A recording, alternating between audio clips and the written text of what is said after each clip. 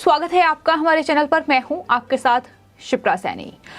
उत्तर प्रदेश के चुनावी नतीजे लगातार सामने आ रहे हैं। एक के बाद एक तमाम कैंडिडेट की किस्मत का फैसला हो रहा है और इसी कड़ी में आपको बता दें, उत्तर प्रदेश की फाजिलनगर विधानसभा सीट से समाजवादी पार्टी के उम्मीदवार स्वामी प्रसाद मौर्य की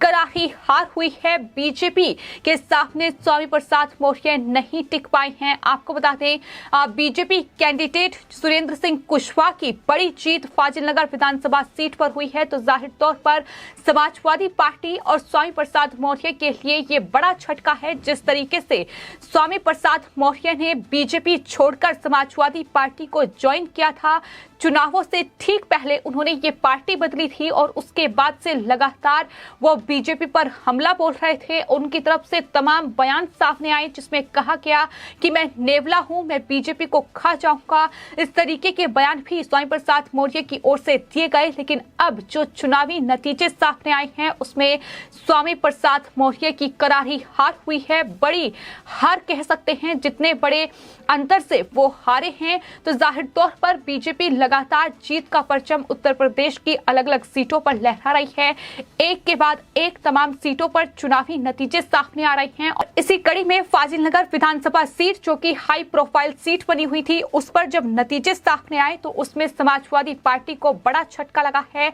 आपको बता दें, इससे पहले स्वामी प्रसाद मौर्य पंचरोना विधानसभा सीट से चुनाव लड़ रहे थे, लेकिन वहां बीजेपी ने आरपीएन सिंह को चुनावी मैदान में उतार दिया था। जिसके बाद स्वामी प्रसाद मौर्य फाजिलनगर पहुंचे और फाजिलनगर में जो गढ़ कहीं ना कहीं कहा जाता है कि फाजिलनगर उनका गढ़ है, लेकिन उसमें भी वो जीतने में कामयाब नहीं हो पाए और बीजेपी कैंडिडेट सुरेंद्र सिंह कुशवाहा के सामने वो हार गए। तो इस तरीके से लगातार करारी हार समाजवादी पार्टी की उत्तर प्रदेश विधानसभा चुनाव नतीजों में हो रही है। एक के बाद एक तमाम सीटें बीजेपी के हाथों से खिसकती नजर आ रही है। हालांकि तमाम बड़े दावे स्वामी प्रसाद मौर्य की ओर से किए गए। उन्होंने कहा कि उनका एक एक कार्यकर्ता ही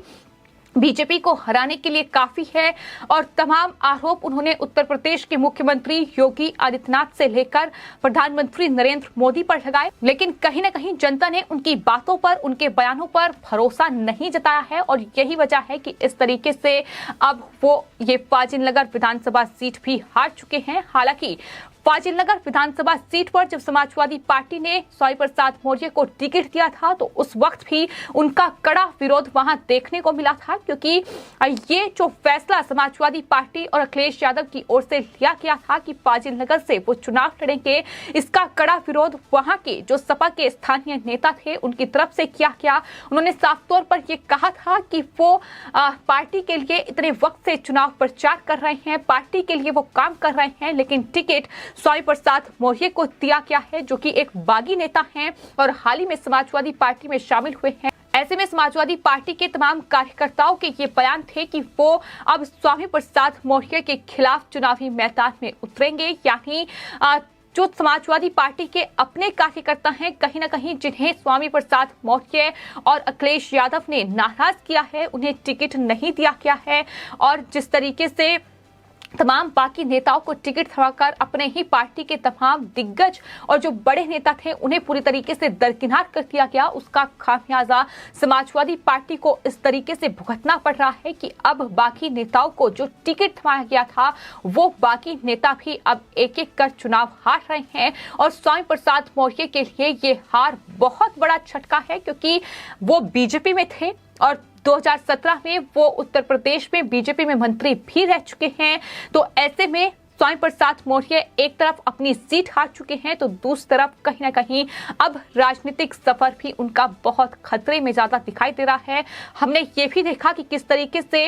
उनकी जो बेटी थी वो लगातार बीजेपी के लिए चुनाव प्रचार कर रही थी, लेकिन जब फाजिलनगर विधानसभा सीट पर चुनाव हुआ तो उससे ठीक पहले उसकी बेटी, जो कि बीजेपी की सांसद है, उन्होंने पिता के लिए चुनाव प्रचार किया और वो सुर्खियों में भी काफी रही। तो तमाम हथकंडे भी अपनाए गए और उसी वक्त ये तय हो चुका था कि स्वामी प्रसाद मौर्य को हार का डर सता रहा है और यही वजह है कि अब बेटी जो कि बीजेपी में है वो भी अब चुनाव मैदान में पिता के लिए प्रचार करने के लिए उतरी है। लेकिन स्वामी प्रसाद मौर्य के बयान और समाजवादी पार्टी की जातिगत राजनीति का कोई असर जो है वो कहीं ना कहीं ग्राउंड पर देखने को नहीं मिला है और यही वजह है कि इस तरीके से बड़ी हार कुशीनगर जिले की फाजिलनगर विधानसभा सीट पर स्वामी प्रसाद मौर्य की हुई है, या यूं कह सकते हैं कि अपने ही गढ़ में स्वामी प्रसाद मौर्य हार गए हैं। इसके अलावा बात अगर उत्तर प्रदेश की दूसरी अलग अलग सीटों की जाए तो कई ऐसी सीटें हैं जो हाई प्रोफाइल सीट रही है, फिर चाहे वो पश्चिमी उत्तर प्रदेश की कैराना विधानसभा सीट हो, वहां से भी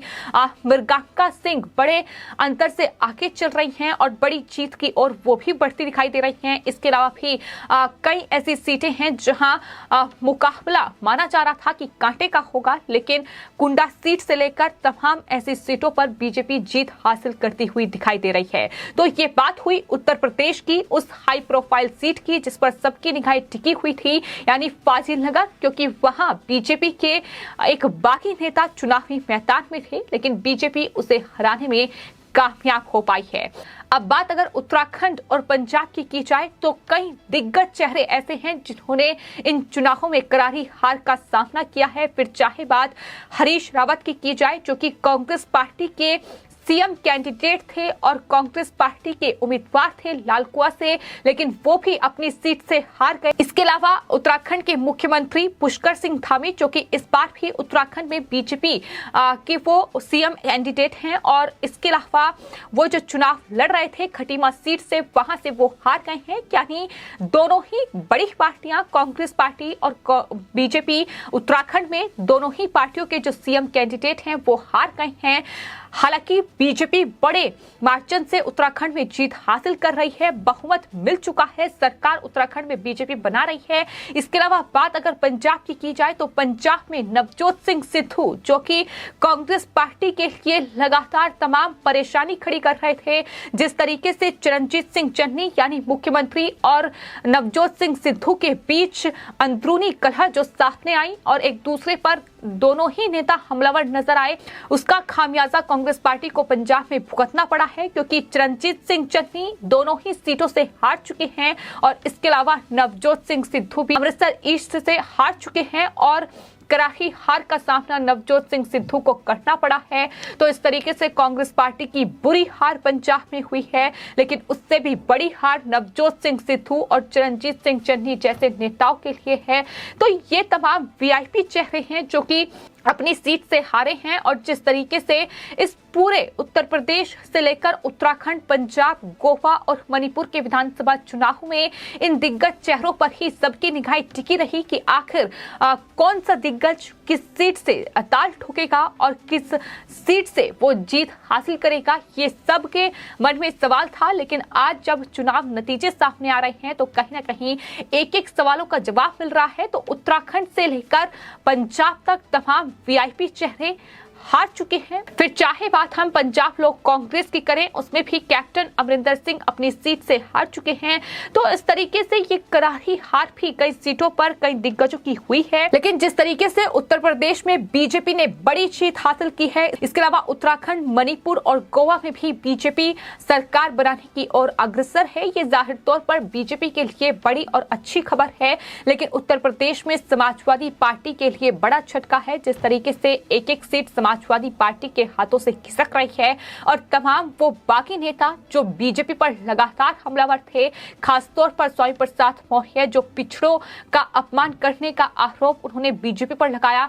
जातिगत राजनीति करने का आरोप बीजेपी पर लगाया, धर्म के आधार पर लोगों को बांटने का आरोप बीजेपी पर लगाया। सिर्फ इतना ही नहीं, किसी भी योजना का लाभ नहीं पहुंचा, गरीबी, महंगाई, बेरोजगारी, तमाम मुद्दों को लेकर कहीं ना कहीं ये सियासत करने की कोशिश की गई, तमाम चुनावी स्टंट भी खेले गए। फिर चाहे वो फ्री बिजली देने का वादा रहा हो या फिर जिस तरीके से स्टूडेंट्स को लैपटॉप बांटने की योजना समाजवादी पार्टी की ओर से चलाने के लिए कहा गया। इन तमाम चीजों का कोई असर फिलहाल ग्राउंड पर होता दिखाई नहीं दिया और शायद यही वजह है कि इस तरीके से अब ये तमाम जो चुनावी स्टंट है, चुनावी लॉलीपॉप हैं, अब जनता को रास नहीं आए और इस तरीके से जनता ने अब वोट के जरिए अपने अधिकार के जरिए जवाब उत्तर प्रदेश में समाजवादी पार्टी को दिया है, उन तमाम बागी नेताओं को दिया है जो लगातार बीजेपी पर निशाना साध रहे थे, क्योंकि किसान आंदोलन से लेकर लखीमपुर खीरी की हिंसा, हाथरस और तमाम जो मामले उत्तर प्रदेश में सामने आए हैं, उन तमाम मामलों को लेकर कहीं न कहीं जो सियासत करने की कोशिश की गई, उस पर अब बीजेपी ने जिस तरीके से जवाब दिया है मतदाताओं ने, ये अपने आप में समाजवादी पार्टी के लिए बड़ा झटका है। फिलहाल आपकी इस पूरे मामले पर क्या राय है, हमें कमेंट बॉक्स में जरूर लिखें और चैनल को सब्सक्राइब करें। धन्यवाद।